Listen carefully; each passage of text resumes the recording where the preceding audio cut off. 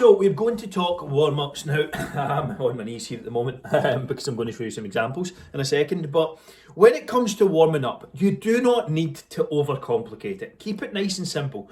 First and foremost, you will always see a general 10 minutes of cardio before you start the workout. That will generally be in the AMF app. If it's not, maybe we've missed it out and it's no problem. But always start before you're doing your workout with 5 to 10 minutes of cardio.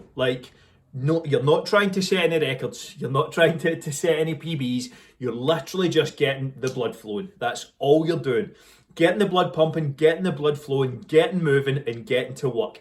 Just raises your body temperature, gets your body primed for the session, helps you reduce your chance of injury, and again, gets you ready to your body primed to then work. After that, what I would suggest doing, this is what I personally do. All I personally do is do some dry runs of the movements. So let's say I'm doing, upper body today. The first two to three exercises, I'm going to do like a warm-up set. So let's say it was shoulder press. I'm going to grab the dumbbells. Somebody's calling me. They can wait a second. Say I'm doing a standing dumbbell shoulder press, right? I'll do a couple of sets to start with some very low weight, some very light weight just to get warmed up. Maybe my next exercise is a bench press.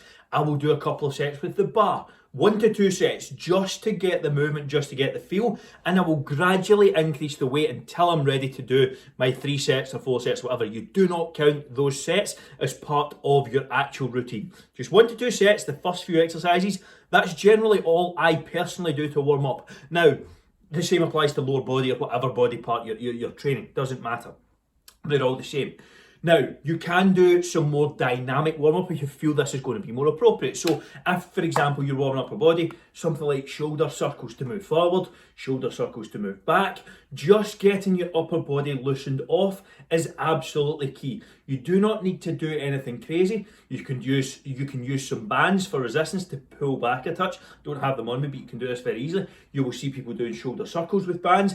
Bands are really, really good for warming up because there's not a hell of a lot of resistance in them, but they then acclimatise your body to getting used to push some load. You again have to warm up properly to perform at your best. So doing something like that is going to be more beneficial as well if you feel that the warm-up sets aren't sufficient. Same when it comes to doing the lower body. If you're doing the lower body, things like swings, your dynamic kicks, etc., that is what's really going to help you warm up. Do high knees. Again, if you're doing some cardio, the lower body should probably take care of itself. And again, I would always suggest you do a couple of those dry run movements to start with. That is going to be key to allowing you to perform at the best. Don't spend hours of time warming up. You do not need to be in the gym for hours on end. But spend 5-10 minutes doing cardio and then couple of sets warming up as a bare minimum and you should be good to go. That's what I personally do. That's what I find works. But if you want to add a little more in, do very light resistance, do dynamic, do not do stretching and holding. That is going to weaken your ability to train during the session. Do not do stretching and holding. That is for post-workout or at night. Hopefully this was helpful and you enjoyed this video.